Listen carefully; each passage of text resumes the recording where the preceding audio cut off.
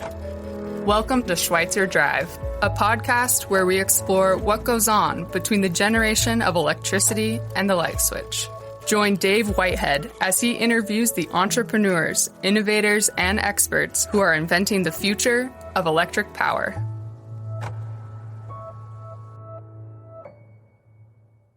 Hi, welcome to Schweitzer Drive. I'm David Costello, Chief Sales and Customer Service Officer here at SEL, filling in for host Dave Whitehead, CEO of Schweitzer Engineering Laboratories. Today I'm talking with author, journalist, film producer, and podcaster Robert Bryce about his new 5-part docuseries entitled Juice: Power, Politics, and the Grid. The series can be viewed on YouTube, and Robert, I'll admit that I've binge watched your series over the last few days, and it is really awesome. You did a great job. Every episode seems to be about that 20-minute, which is fantastic for my short attention span, but it's packed with a lot of information in those short series. You did a great job. A little bit more about Robert. Over 30 years, starting as a journalist, Robert's covered many aspects of the energy industry. He's authored 6 books that range from several of those books cover the oil and gas.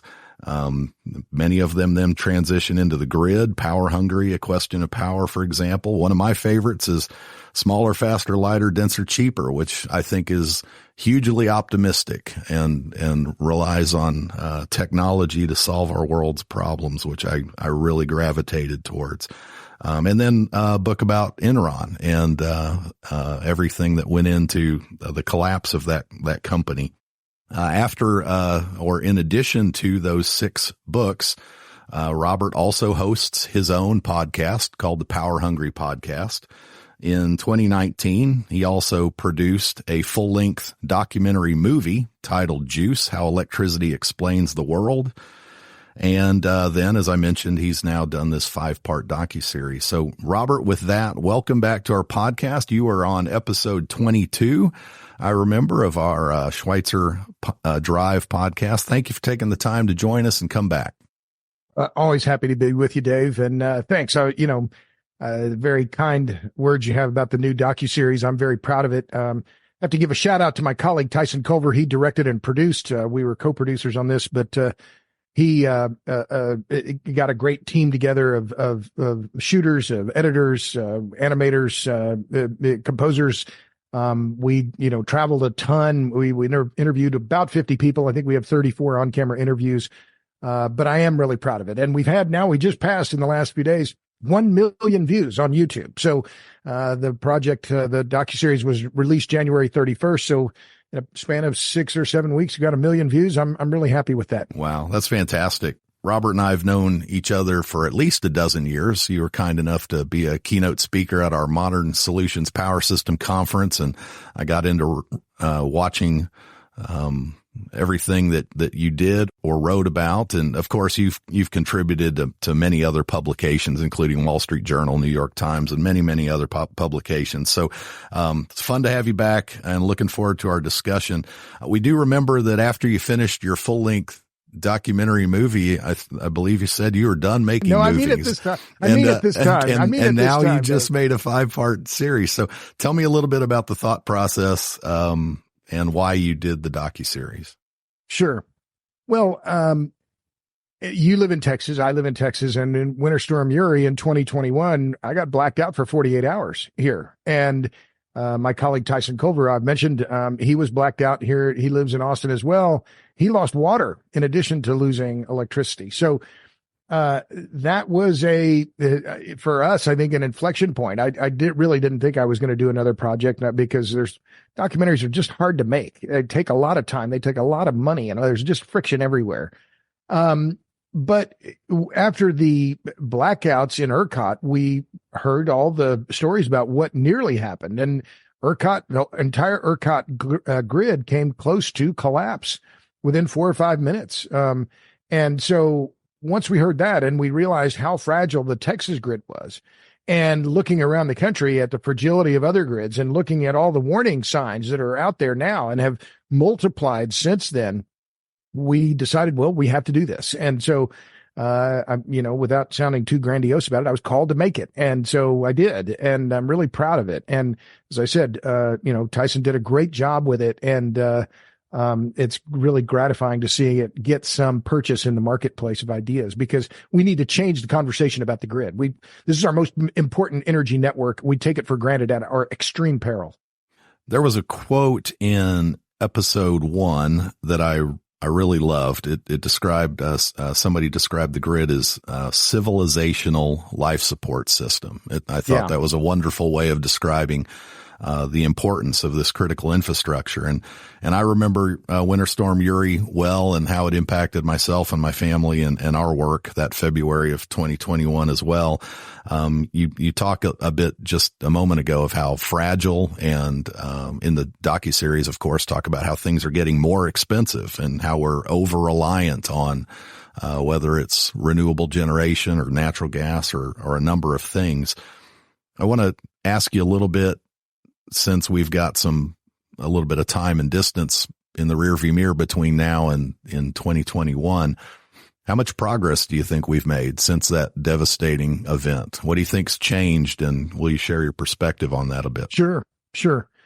Well, I think there are a couple of positive things that have happened, Dave. And one is, of course, that there is more attention on the grid now, particularly here in Texas, because one of the things that was obvious in the wake of Winter Storm Uri was how remarkable it was that the grid in the electric grid in Texas, arguably in fact, very clearly the energy capital of the world, energy province, that we now produce more oil and gas in Texas than any other province in the world.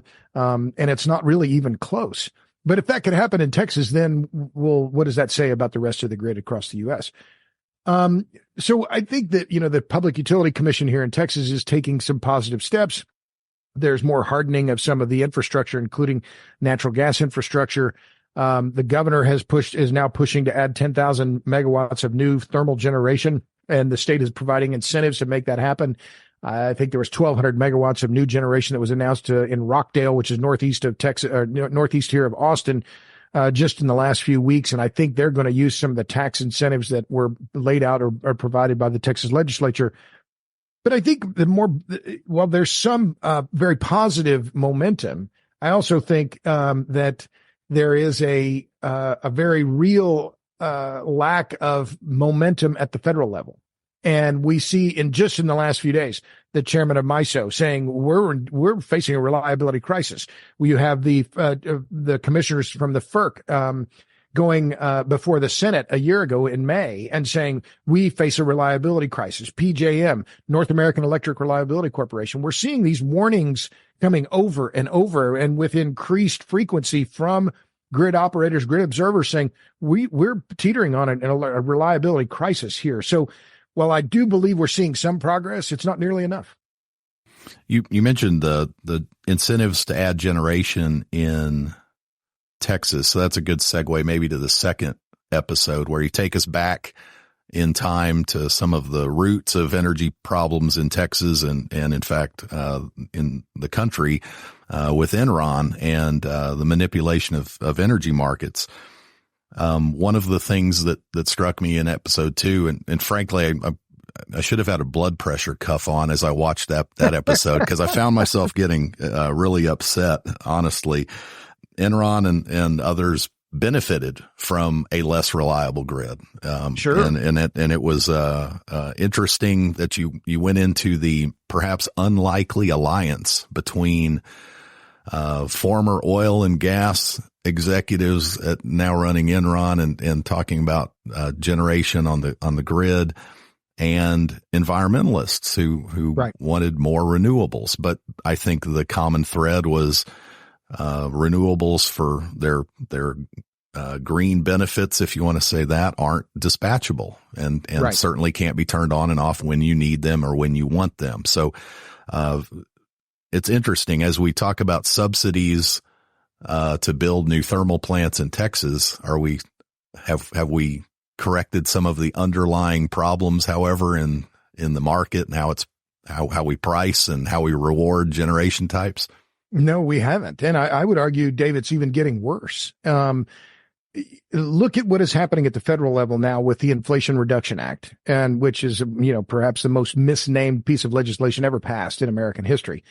But the incentives, when you look at all the financial incentives, the tax credits, investment tax credit, production tax credit specifically, the incentives now in the electricity sector are all to build more weather-dependent generation. So my response to that is very simple. And it's this, that if we're facing climate change with more extreme weather, hotter, colder, more extremes for longer, it's a fool's errand to be making our most important energy network dependent on the weather. We need our electric grid to be weather resilient, not weather dependent. And yet that is exactly what we're doing. And these are the warnings that keep coming from NERC, where they're saying that the grid is more increasingly typified. I can almost recite it from memory, increasingly typified by wind and solar droughts. And NERC in last August, North American Electric Reliability Corporation, not me, is saying that policy is a big reliability risk. For the first time ever, they're pointing to policymakers and saying, you all are not paying attention to what is really happening here. So it's incredibly dangerous what we're doing here, Dave. And I don't take any pleasure in saying that, but it was one of the motives for making this film project and making it happen was, if we want to change the conversation, that's our goal. We need to change the conversation about the electric grid. Policymakers and people need to wake up that we're undermining the integrity of our most important energy network. And it's going to be very hard to solve that problem, but we have to start. You mentioned subsidies a number of times, and I want to go back to that a bit. Michael Schellenberger in that second episode talks about the privatization of benefits and the socialization of the costs. Sure. And that's the American way, Dave. Come on, you communists. What are you? It was an interesting, of course, we're focusing on reliability and keeping the lights on, but there is a integral part of this discussion related to affordability and making sure that subsidizing certain things aren't paid for by the least among us, if you will, and the impact on the poor in our communities. So whether you're talking about net metering for solar panels on your roof or subsidizing EVs and the charging in your house, there's a whole other conversation to be had about who's paying the bills and who's paying for the subsidy. Well, amen. Let's talk about that again, because there was, in fact, I'm just getting ready to tee up a piece on my Substack, robertbryce.substack.com. Did I mention that? robertbryce.substack.com. But let me also mention here, we're talking about the docuseries, juicetheseries.com. I need to mention juicetheseries.com, because if you go to juicetheseries.com, Dave, you can watch all 5 episodes. They're free. We have a bunch of other content there, short snippets from the film and so on, but juicetheseries.com. But I'm writing a new piece on Substack, and I'm talking about what's going on in California. And it was just last month, February 8th, in fact. It was updated at the end of February. This is the Public Advocate's Office in California. And the summary here at the top says, California's main rooftop solar incentive program, net energy metering, will cost customers without solar an estimated $6.5 billion in 2024, according to a new Public Advocate's Office analysis. The analysis shows that the cost of the program on customers without solar will approximately have doubled since 2021. And it's just, as prices in California for electricity go up, and they're among the highest in the country, more people who own houses are going to put on rooftop solar, which means you have more compensation for people going to people who are wealthy, who own their own homes. And who gets punished? The poor and the middle class. I mean, it really is. I'm just enough of a liberal, Dave, to just get this. Just pisses me off. I mean, it's in the words of what was his name, Ashley. He was at the Harvard electricity program, but Ashley Brown. He said this is Robin Hood in reverse. We're stealing from the poor and giving to the rich. I mean, it's just absolutely insane what is happening, and California is the prime example of this misbegotten policy. In episode 3, you do a great job explaining the realities, and you've talked about this a lot in your books previously too, explaining the realities of an all renewable future where our hopes are pinned on wind and solar exclusively. And it's not just the problem of intermittency or reliability. It's all kinds of other challenges, like the resources required, the components that make those things, the land and the space required, the dollars, and not to mention that carbon levels haven't actually gone down. And so in episode 3, you take us to Europe and learning from them. But talk about some of those many challenges beyond just the fact of the intermittency. Sure. Well, I'm glad you mentioned episode 3 because it's, I love all my 3 children equally. I'm proud of all 5 episodes in this docuseries, but I'm particularly proud of episode 3. And why is that? Well, I'm a native of Oklahoma. I have deep roots in Oklahoma, both on my mother's side and my father's side.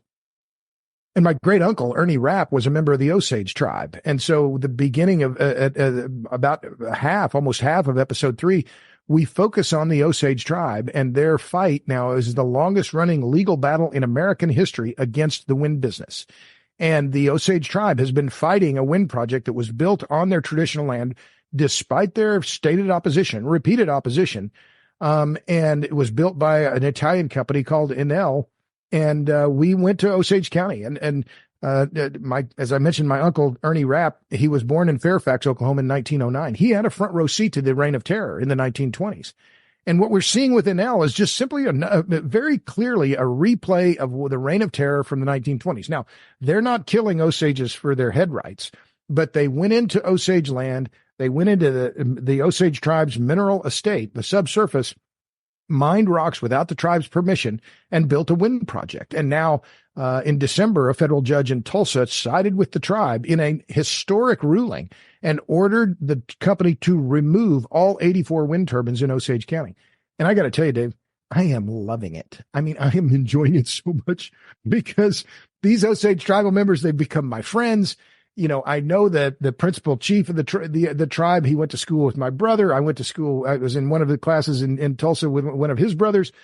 To see the tribe come back and win after this sustained legal battle, and Enel, based in Rome, they have hired some of the most expensive law firms in the world, including Gibson Dunn and Norton Rose Fulbright, to represent them. And the tribe beat their butts. And I can't tell you how happy it makes me. But it's an example to get to the point here, return to the conflicts. It's land use. And that's one of the key points that I make in episode 3. Tyson and I make in episode 3 is these land use conflicts aren't just limited to Osage County. They're happening all across America. In fact, they're happening all around the world. And these alt energy projects, wind and solar, are being rejected left and right. And I've tabulated them in the renewable rejection database. So the fundamental binding constraint on wind and solar is land use. So it's not going to change. I'll come back to that pushback from communities in just a second. Sure. But it really resonates. I know you know this, but my wife and I also lived in Tulsa, or specifically Jinx, Oklahoma, for 9 years, sure. and my wife's grandfather was born on a Cherokee reservation right outside of Tahlequah. So we have that connection to Oklahoma as well. Loved our time in Oklahoma. And you mentioned the Reign of Terror. Of course, if folks haven't watched the movie or read the book, Killers of the Flower Moon, the true story behind the Osage murders, it is a fascinating and horrifying, period of time in our nation's history in the 20s and for the Osage people. And the movie, if you haven't seen the movie, I recommend it. Now it's 3 hours long, and I think it's probably a little too long, and it was nominated for 10 Academy Awards, didn't win any, but it's a compelling film and gruesome. In some cases, the violence is just almost too much to take, because it's so graphic and so, brutal, the brutality of it and the cunningness and the conspiracy that was behind it. But I recommend it. And it is a dark chapter in American history. And I'm born and raised in Oklahoma. We never learned about this in Oklahoma history. We had every freshman in high school goes through an Oklahoma history class. This wasn't taught, but then neither was the Tulsa Race Massacre of 1921. So, this is a part of our history, and we have to face it. But now this new history with the wind project and the wind and Enel being ordered to take it down. This is the biggest defeat in the history of the wind business in America. It is a landmark ruling. And I've been reporting on it a lot on my Substack because I just find it so many interesting facets of this. And the battle is not over. The tribe hasn't, the turbines haven't started coming down, but I will be there when they do.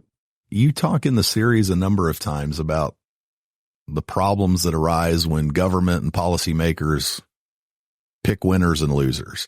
Right. And maybe that's a good segue from the all-in push for wind and not understanding some of the collateral damage that you just talked about so well.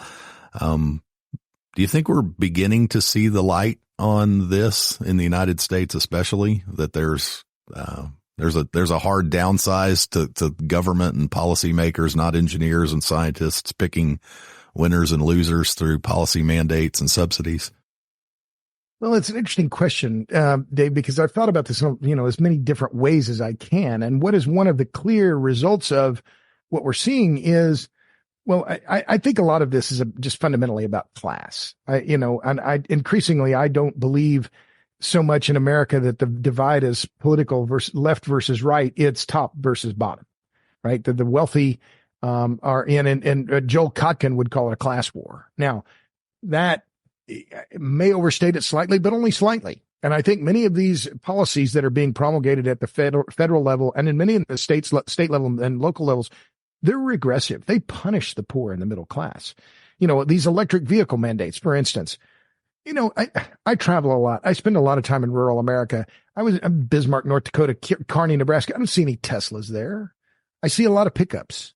I was in Jackson, Mississippi. Mississippi and North Dakota have among the smallest populations of electric vehicles in America. California, of course, has the highest concentration, right? But there's a battle here over government or energy policy where the class issue is just simply being ignored. And I mentioned California right now, San Francisco, electricity prices, residential rates in San Francisco as of February of 2024, according to the Bureau of Labor Statistics, 41.2 cents. That's twice the national average. In San Diego, 40.1 cents. Los Angeles, 28.5 cents. This all hurts the poor and the middle class. It just screws the poor and the middle class. They don't, why is this good for them? It isn't good for them. And yet they're not even in the discussion. So what do I hope for my, in my work? And I travel a lot. I do a lot of public speaking. I do a lot of writing. Who do I hope to speak for? Who do I want to represent if I can? And is the poor and the middle class, because in all of this, they're just getting hammered and there's no discussion about what's good for them. And instead it's this idea that, only carbon policy matters. Well, no, climate is a concern. Climate change is a concern. It's not our only concern. So I want to shift gears a little bit and talk about nuclear energy. It was interesting in episode 4 to revisit the country of Japan. And it was interesting to me to remember that history of the OPEC oil crisis in the 70s. And that was a big motivator for Japan to diversify and put a stake down on energy independence, and they went very, very hard into nuclear power and very successfully for many, many, many years. And then, of course, we all know about Fukushima in 2011, and it shocked the confidence and acceptability or acceptance of that energy source, of course, for the citizens of Japan.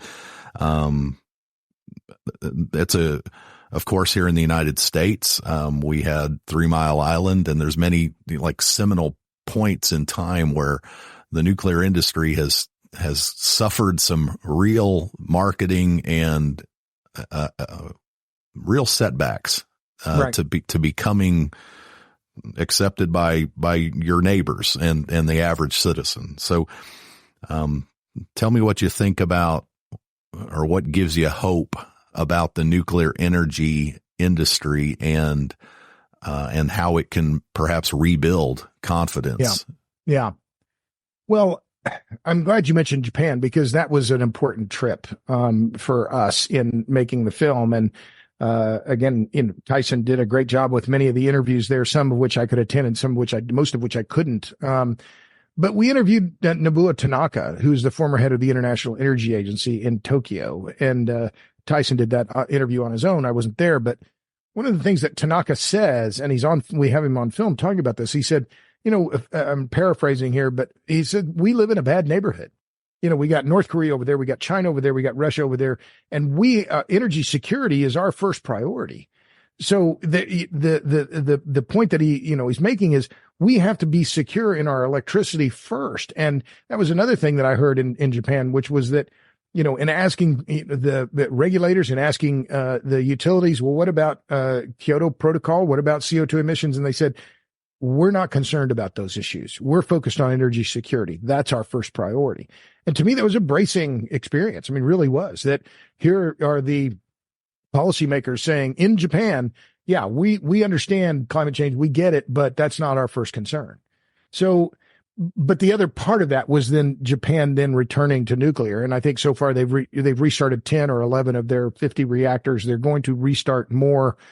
But Tanaka just put it into very simple terms. He said, we need this for energy security. And that's what we're going to do. One other quick point that I'll make, and it's one that I made on my Substack, and it's a point that I understood, I learned when I was in Tokyo.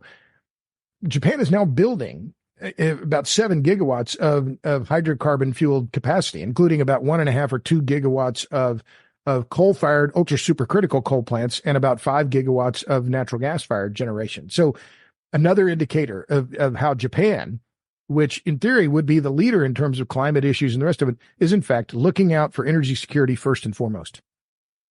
Yeah, so I should admit I'm bullish about the future of nuclear power. I'm always been impressed by our nuclear navy. My dad was chairman of a management committee of STP and the South Texas project in Texas as it came online back in the late 80s. So I am very confident and optimistic in the role of nuclear power marrying reliable baseload generation with cleaner energy future. There's a really great discussion, and you highlight several people that it just gave me a lot of hope.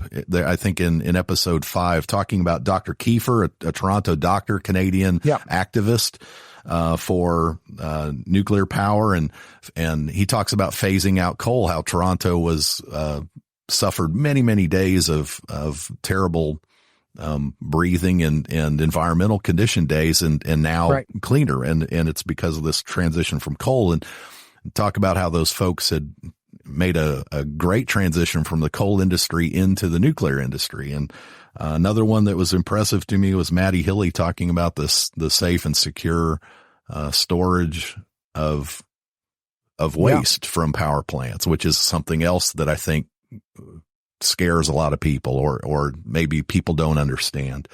Right. Made me terrified of bananas, by the way, when they talk about how bananas have more radiation than the storage containers. Sure. Well, and I'm with you, Dave. I mean, I'm adamantly pro-nuclear, and my stance on this has been the same for more than 15 years. If we're serious about decarbonization, the way forward is end to end, natural gas to nuclear. These are the sources that, are the technology is well developed. The electric generation from those sources is relatively inexpensive. They're lower, no carbon, and they can be deployed now. But while I'm very bullish on nuclear long term, I'm also very sober about it. I mean, we have to be very clear about the challenges that we face in terms of new nuclear in the United States. And we went to Canada. Tyson took a crew and interviewed Chris Kiefer there, and Kiefer's story is amazing. Just a quick side note. He's 6 feet 9 inches tall. He's a giant, and he has this deep, basso profundo voice, and this amazing story because he's an emergency room doctor at a hospital in Toronto. And he almost single-handedly, it's not all him, but almost single-handedly changed nuclear policy in Canada, so that now in Ontario is arguably going to be the province in the world that leads the nuclear renaissance. They're building an SMR, a BWRX-300 at the Darlington station. They're going to refurbish the nuclear reactors at Pickering. They're going to double the size of the nuclear fleet at the Bruce Power Station, which is already the world's single biggest nuclear power station. So individuals can make a difference. And Canada is clearly going to lead this nuclear renaissance in North America and maybe even the world. And it really is impressive. And a lot of that is due to Chris, not solely to Chris, but he's been incredibly influential and incredibly successful. And I'm proud to have him as a friend, but also just kind of amazed at his tenacity and his ability to change the conversation in Canada. Well, I'm glad you were ending on a high note in the docuseries. I found it very optimistic and very hopeful and inspiring that change can start with one very active, determined voice. And the other thing that became clear is that public opinion can change very, very, very fast. Sure. I think maybe perhaps a few years ago, I was a little bit more dark about this, that folks would be negative about nuclear and it would be hard to turn that ship, so to speak. But there's an existential worry that you talk about with the war in Ukraine, with the cost, with reliability. And when people get cold in the winter, or they get hungry, or they have problems like we had circling back to Winter Storm Uri, you can change your mind pretty quick. Yeah. Yeah. And I think that, I believe in pragmatic politics, right? I'm not a partisan in any way. I don't identify as a Republican or Democrat. I'm disgusted. I'm totally disgusted with our political system. And, I look at the presidential election in November and it just fills me with dread. We a doddering old fool 1 and doddering old fool 2. And, it's fairly depressing. But I also think that ultimately politics is about pragmatism at the end of the day. Now, let me be clear. There are massive hurdles ahead of us, massive hurdles. And you're in the electric sector. You understand how complex the system is. And that's one of the big challenges we face. And it's a point that Emmett Penny, who's also one of the stars of the docuseries, he's the editor of Grid Brief. And if you aren't a subscriber to Grid Brief, I'd recommend that everyone do so. Emmett's just a very sharp, I call him a young guy. He's in his 30s, but I think he brings to the table a different sensibility about energy and power than people like me do that have been doing in the business of reporting on it for a long time. But I think that ultimately the policymakers are going to have to grapple with this complexity, the complexity of the system and what that means. And just for instance, there are 3,000 electricity providers in America, 3,000, more than 3,000, 3,300 to be almost exact. Co-ops, investor-owned utilities, public power entities like here in Austin Energy is owned by the city. And they all have a little piece of the generation puzzle, and then they're overseen by state utility commissions. And then you have the RTOs and the ISOs, and then you have FERC, and you have all the different transmission companies. Somehow it all works. It's a miracle. Any of it works, honestly. But we have to pay attention to it. And that's the goal of this docuseries. It's why we're giving it away for free. We want to change the conversation. And we hope that this docuseries helps ignite more conversations about the importance of the grid and what we need to do to make it more affordable, more resilient, and more reliable. Well, one of the things I always appreciate about you, Robert, is you inspire us to think critically about these issues, and I do think you're changing the conversation and making a difference. I really appreciate the work that you're doing. What's next for you? You mentioned my Substack or my podcast, and actually I'm going to focus less on the podcast. In fact, I'm going to put the podcast on hiatus for a little while and focus more on my writing. I've been traveling a lot and doing a lot of speaking. And so I'm going to focus more of my attention on that and more on my Substack, because I for now, I feel that's where my energy is best spent, and that maybe I can have more impact, focusing on that direction. And so I'm very fortunate, and I'm going to, of course, continue promoting this docuseries because it just came out, and it's going to be relevant for many years to come. And so, I consider myself incredibly lucky, Dave. I'm just, this is what I do is my purpose and my passion. I'm not going to retire. I don't, golf sucks. I'm not going to go play golf. I'm going to keep doing what I'm doing because I enjoy it, but also these issues are so important to me at a very personal level. And, so I'm going to stay at it. Great. Well, Robert, thank you for what you do. Thank you for coming on the show. I've enjoyed this immensely. It's been a delight to spend the last 35 or 40 minutes with you, and look forward to talking to you soon in the future. Awesome. Thanks, Dave. Tell Ed and everybody at SEL I said hi. Oh, I appreciate that. Thanks a lot. Have a great day. Thank you for stopping by Schweitzer Drive. Join us again as we learn about, explore, and celebrate electric power. For more information about the show, please visit selinc.com/Schweitzer Drive.